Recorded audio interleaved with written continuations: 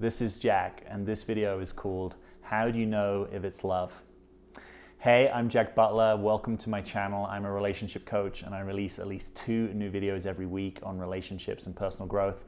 And if you like this style of video, I want to encourage you to subscribe and then tap the bell notification so you hear of new videos as soon as they come out. So let's get into it. This is an important and deep topic. How do you know if it's love? So what I'm going to do initially for you is I'm actually going to pause, like kind of triage a little bit what love is, because one of the challenges that we have with love, without getting too kind of intellectual on you, is that love is an essentially contested concept, which means that there's no one verifiable, universalizable definition of love. You're talking about love, I'm talking about love. Are we talking about the same thing?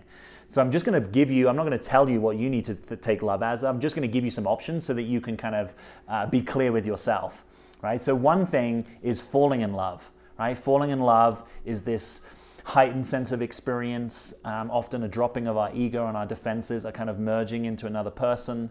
It often comes at the beginning of relating with someone, right? Like it might happen for days, weeks, or months, sometimes as many as 18 months, sometimes longer. But for most of us, at some point, if we stay with that person, we're going to move through the stage called kind of falling in love to something else. And some of the problems that I see with love relationships are that people take that falling in love and they kind of get a bit addicted to it, or they think that's the be all and end all of relationship. And when they kind of get on the other side of that, they think the relationship is worse because they were kind of in love with being in love, right? And I've been there. I've been there and really struggled in partnership with that because I was trying to get back there to a previous experience. And that's not a great way to be in a relationship, right? We always want to date the present, not the past or the future. So that's one kind of love, is falling in love, right? And sort of necessary, often like a romantic infatuation. This is a stage, but it's a stage. So realize that you're probably going to pass through that at some point. Enjoy it, but don't get attached to it. Another kind of love is called personal love, right? Personal love is I really love the uniqueness that is you. I love the specificity of you. Now that's a little bit of a strange word to use with love, but it's like you are a unique constellation of consciousness, right? Of hopes, fears, desires, embodiment, beauty, everything that's you. I love that. I love that you drive cars. I love that you're so bright. I love that you are so deep and meaningful, right? I love the way that you think of the world. I love the way that you connect with your friends. Fill in the blanks. I love the way that you make art, right? I love the particularity of you. That's a kind of personal form of love. Now, some people, that's the way that they love, right? It's very much like, yeah, I love everything about you. Some people, to kind of number 3, have a little bit more of a universal form of love, right? Like I kind of love all humanity. I kind of love people. I love the uniqueness of all different signs of people. I can find something to love in a certain way about all kinds of people. Now, you might have access to both of these. I'm not making one better or worse. I'm just saying they exist. Sometimes I've seen problems when one person has a very personal view of love, right? This is the kind of person that if they're not going to pursue a relationship, they're probably not going to remain friends with that person because it's kind of a little bit black and white. Like I'm kind of all into this or I'm not. And they find it hard that someone might want to stay in touch with their exes, right? That there's this sort of a transcendental aspect to like, yeah, I still love the humanity of that person even though that we didn't pursue being in a relationship long term, right? So that's another kind of love, is called universal love. Now, let's just take this into another context. How do you know if it's love? Why are you asking that question, right? Perhaps the question you really want to ask is this my person?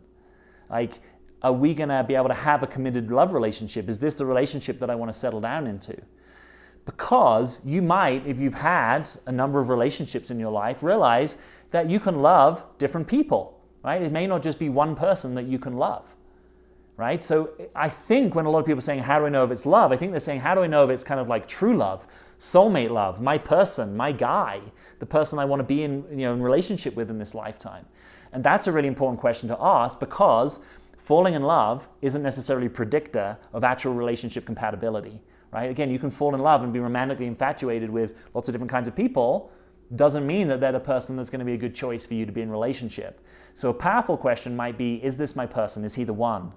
And the answer to that question, in part is he looking at you that way, right? Does he see you as his person? Does he see you as his woman? Does he see you as his one?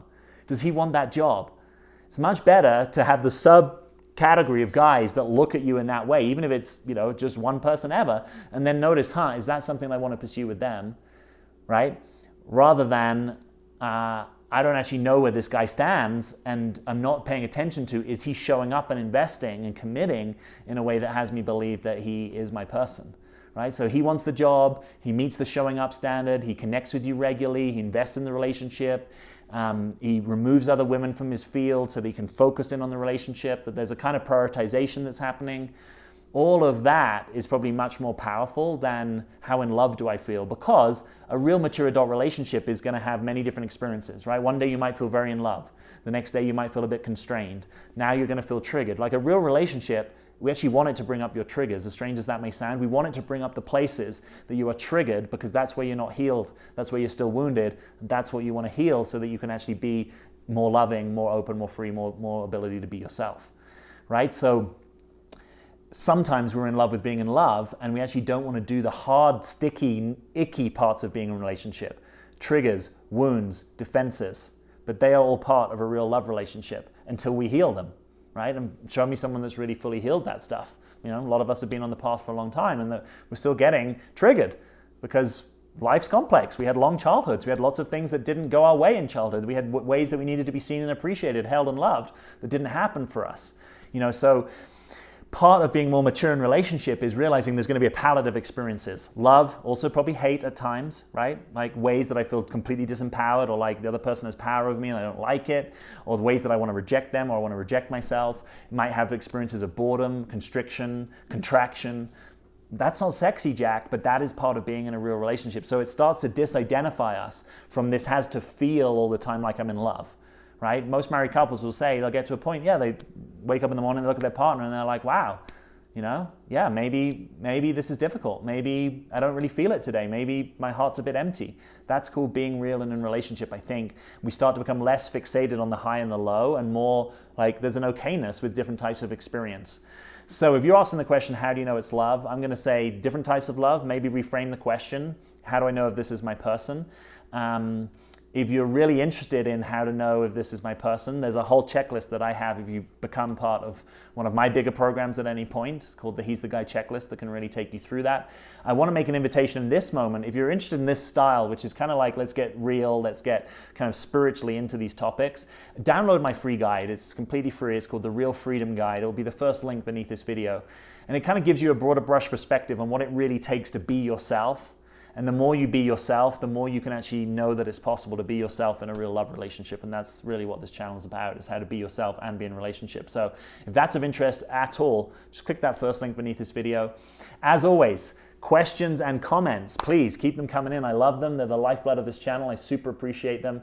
And if you haven't yet decided to be part of this community, come on, let's do it. Hit subscribe, tap the bell notification so you hear of new videos as soon as they come out. I will look forward to being with you soon. I'm Jack. Thanks for being here.